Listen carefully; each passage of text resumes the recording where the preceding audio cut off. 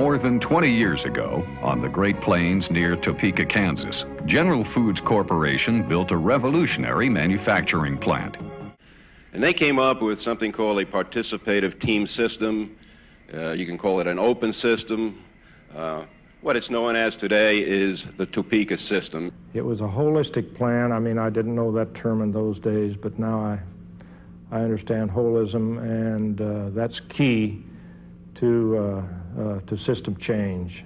Part of the initial thrust was to do this not only for General Foods, but also somewhat of a workplace experiment for the United States, for the total industrial world.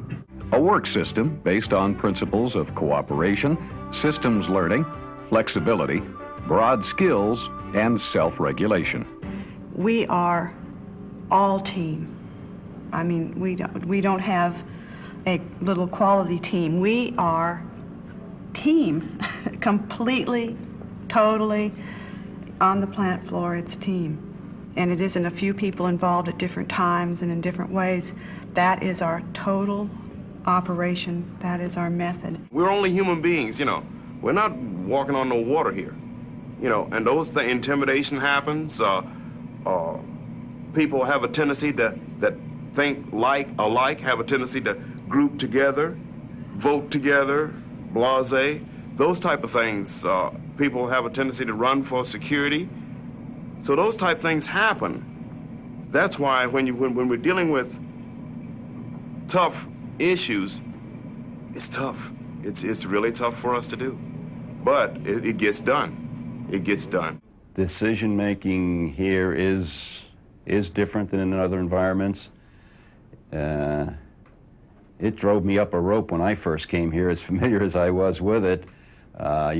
You'd be sitting there in a meeting and you'd have an issue and you knew damn well what the answer was, and you'd get, let's go back and check with the team leaders. We want to get some other perspective.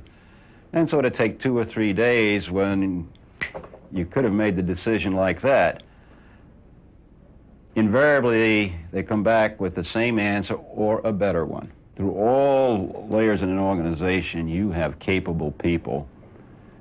And the more freedom you can give them, the greater they're going to use their capabilities to the betterment of the entire organization, or the enterprise, if you will.